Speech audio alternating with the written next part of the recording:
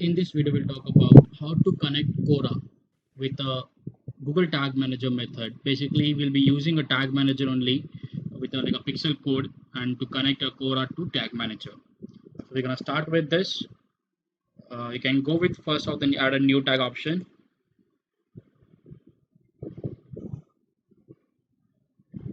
You can write over your Quora tag configuration.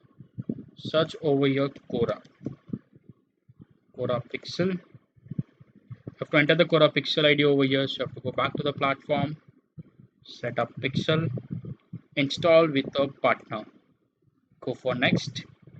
So you get an ID over here. Copy this code. Go for done. Go back to the platform. Paste the ID over here. Once this is done, scroll down. Click on triggering. Add page views. Save it. Once you save it, so we need to add Quora 1 as a. We already have a tag name with the Quora, so you have to give a different name. Once you save this, you have to go to preview mode and then refresh the website. This is done.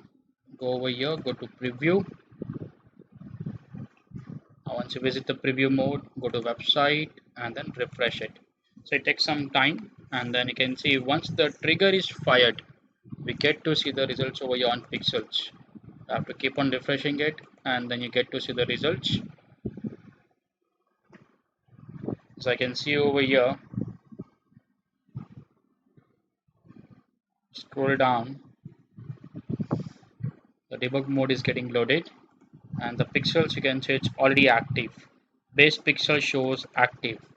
Okay, so your pixel got active.